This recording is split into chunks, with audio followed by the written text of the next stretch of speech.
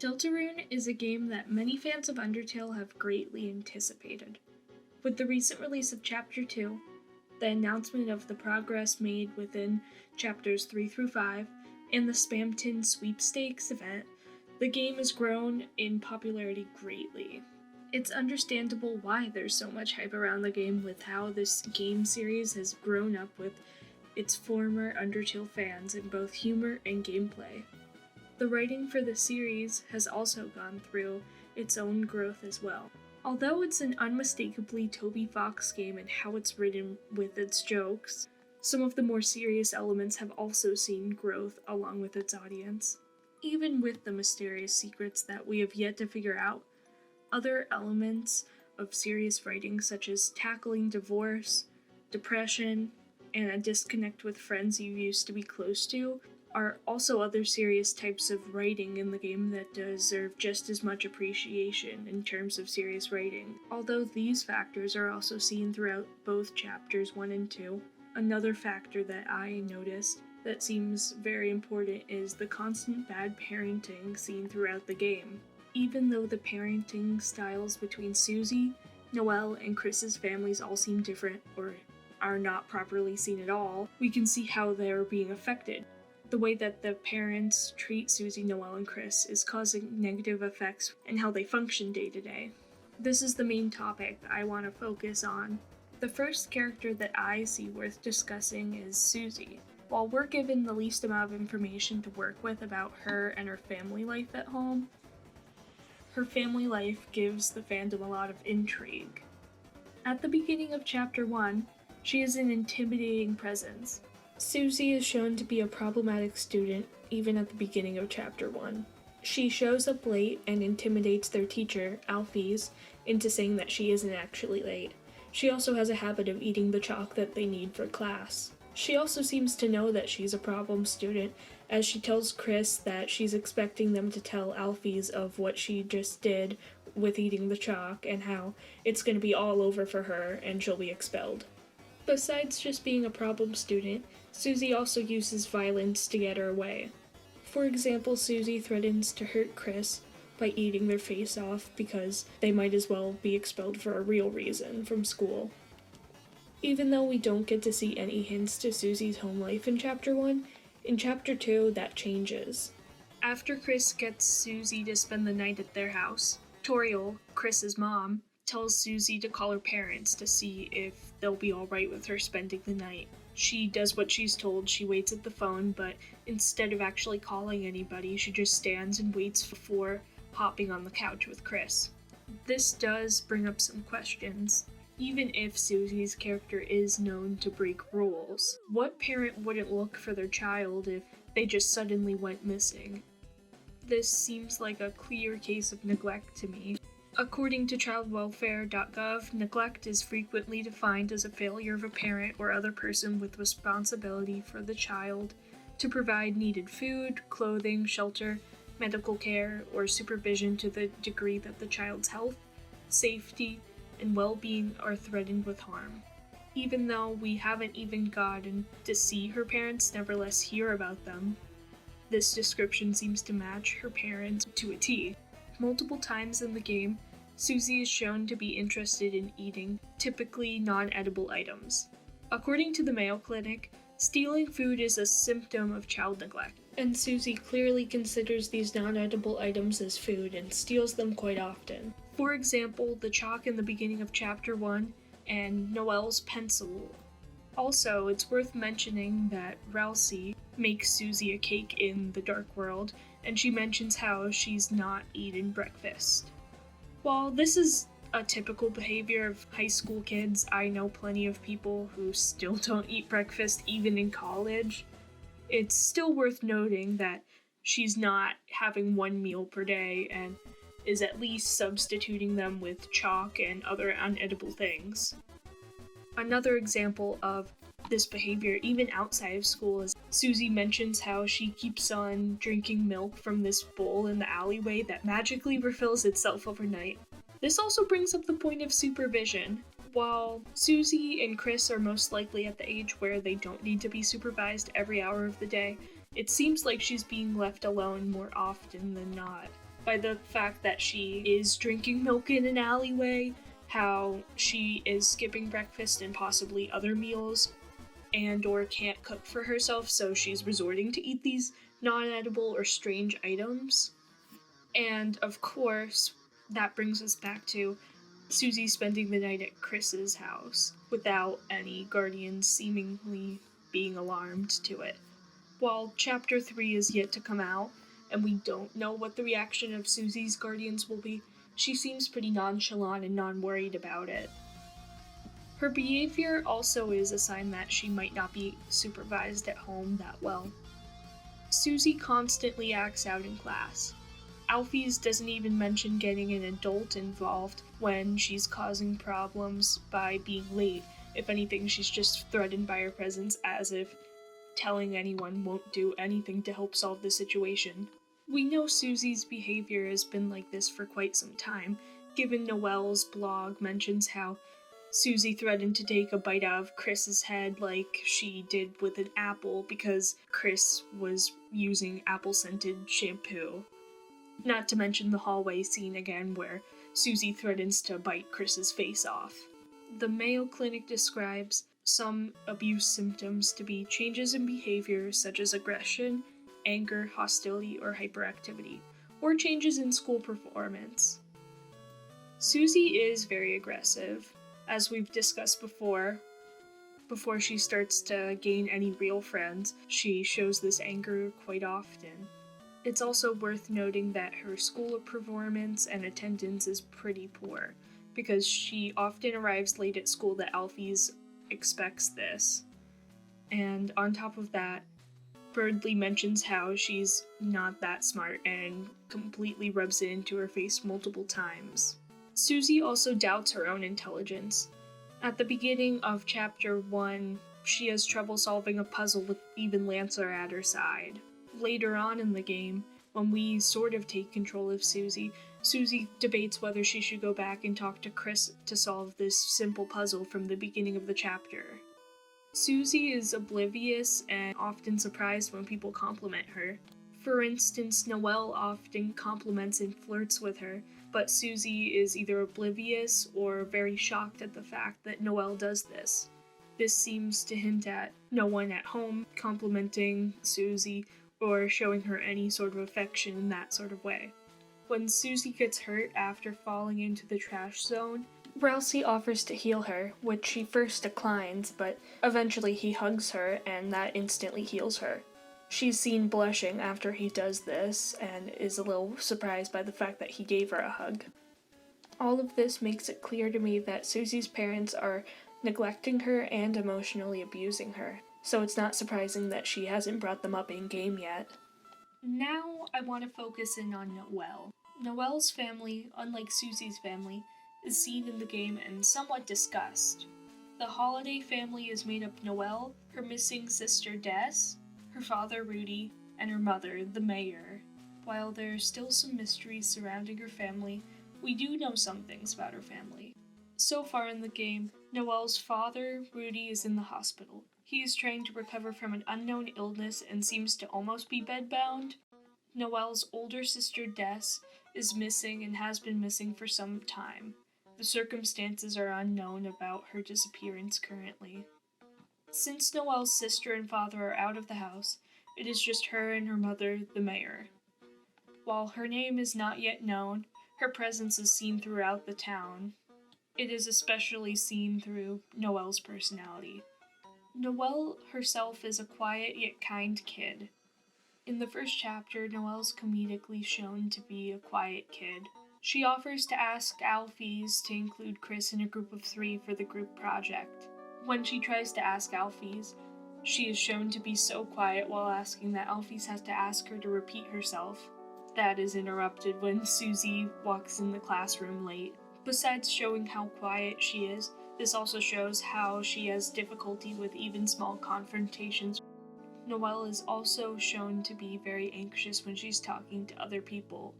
One example of Noelle being anxious to ask something is when she's trying to ask Susie to share a teacup with her. She gets flustered and her speech pattern changes to reflect this. Noelle also seems to have issues with confronting people. For example, when she hides in the alleyway instead of telling the queen that she does not want to be her peon. Noelle also refuses to get a spare key from her mom when she gets locked outside of her home because she doesn't like to be bothered at work. Besides not liking confrontation, Noelle also shows that she doesn't like to burden people, especially not her mother. The mayor seems to be a distant character, as she's one of the few characters you can't actually interact with at town. All of the information about the mayor comes from other people, such as Noelle, her father, or her co-workers at the city hall. Thus, she comes off as distant and cold, which lines up with how she seems to act towards Noelle. The other people who work in the town hall also seem to call the mayor icy. We also know the mayor is an intimidating woman because she also seems to have solved the crime problem, according to Alphys. Alphys also says that the police are now just for show. Because of how intimidating the mayor seems, Noelle seems to be forced into this role of the good girl to avoid confrontation. According to a flyer at school, Noelle runs cross-country. She also greatly values her academics. For instance, Noelle participated in the school spelling bee, getting into the finals and getting second place. Because of this, Birdley also calls her the second smartest student. Since her mom is a highly accomplished woman, it seems like Noelle might also be held to high standards. Noelle's father, on the other hand, seems like a completely different person. In the Endtown sections, both times Noelle is seen playing Dragon Blazers 3 with her dad at the hospital. Besides actually sharing interests, Rudy also seems to take a greater interest in Noelle and who she's spending time with. Noelle seems to have been talking about Susie to her father. Rudy also seems to have great concern for Noelle because he's concerned with how Susie is going to be treating her and tells Susie to treat her right. While Rudy does seem loving and close to his daughter, the absence of him from the household seems to allow for a lot more trouble for Noelle. He mentions to Kris how Noelle and her mother are at odds, and him not being there is causing problems since he can typically smooth it all over. Rudy also mentions how Noelle's mother can often be really hard on her. While Rudy does seem to really care for Noelle, this still shows some level of neglect for her. Even though he can't be there at the house to help things right now, he's aware of the behavior of the mayor and how Noelle seems to be affected by her, and seems to have done nothing more than smooth things over at home for her. While Rudy isn't outright doing the abuse himself, his tolerance for the abuse of Noelle is neglect and is a form of abuse in itself. And it comes to light that this type of neglect on both ends causes Noelle to act like an anxious doormat who can hardly stand up for herself. While this character trait does seem to be changing for the better as she stands up to Queen at the end of Chapter 2, she still has a far way to go. And it's also worth mentioning that this change isn't coming from either of her parents doing anything to change the situation, rather than Noelle's own efforts to try and grow. Now finally we come to Kris. We probably know the most about Kris's family. Kris was adopted into the Dreamer family. Their adoptive parents are Toriel and Asgore. Their brother, Asriel, is away at college.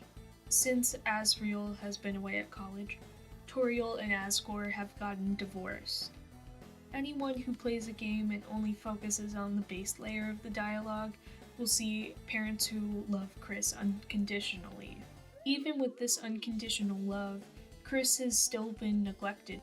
Since their brother moved away to college, and possibly since the divorce, Kris has gone through some sort of depression. Even with Kris being a very quiet child, they seem to have backed away from all interests and all communication. This is noted through their childhood friend, Noelle, being surprised that Kris is even talking to them. Along with this, Kris seems to have been bullied for some time now by Susie, at least since the beginning of the school year, as Susie is noted to be a new student. Kris's depression has seemingly gone unnoticed by Toriel and Asgore, as there's no lines even referring to a change in Kris's character.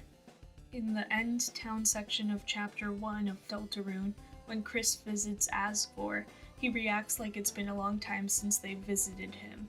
So clearly Asgore is not there in their day-to-day life to see Kris's changes either. Toriel also doesn't seem to notice any changes in Kris's behavior, although they are quiet. Through glimpses of dialogue and changes in how they react to things that make them happy and who they talk to, it's quite evident that Kris is in a depression.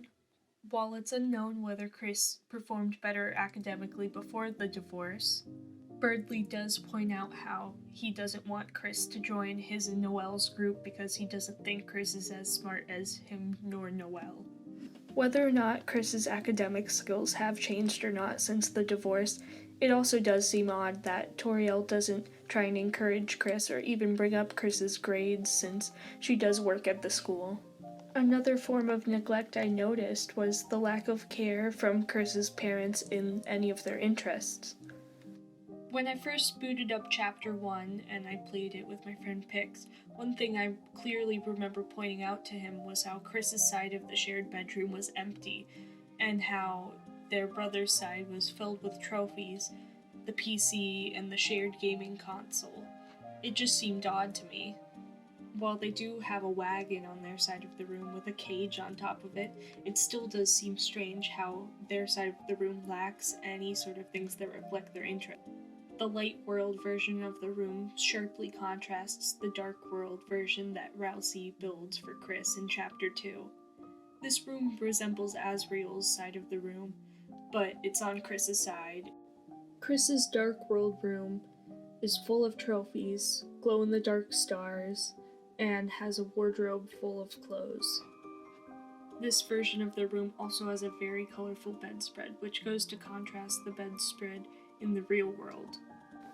Also, I think it's worth mentioning that this version of the room is only Kris's. There's no sign of Asriel's side. Even with this dark world version of Kris's room, which in my interpretation is what Kris wants in their real world room, some people might wonder, does Kris even have any sort of interests to show on their side of the room? And the answer is yes. In the Spampton sweepstakes, Noelle points out in her own personal blog that Kris probably comes over to her house because they don't have a piano at their own. While a piano is expensive, at least getting Kris something like a keyboard would probably be a step in the right direction to support their interests.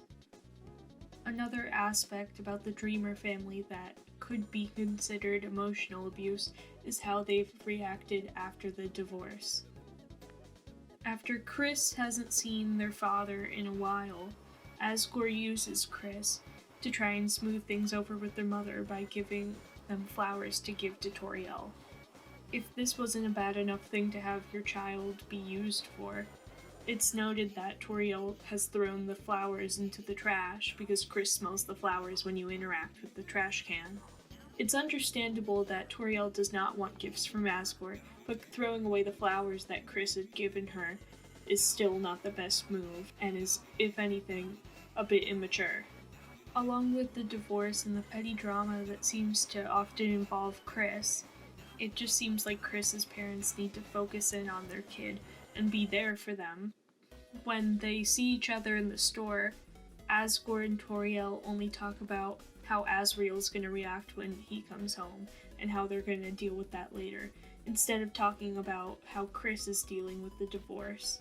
Kris seems to be stuck in a state where their parents are forgetting about their own well-being and focused on their own problems. While some of the characters that I analyzed here seem to be hard to understand, after learning a little bit about their backgrounds, their personalities seem to make more sense. Since we only have the first 2 chapters to go off of, the current understandings of these family dynamics might not be entirely correct.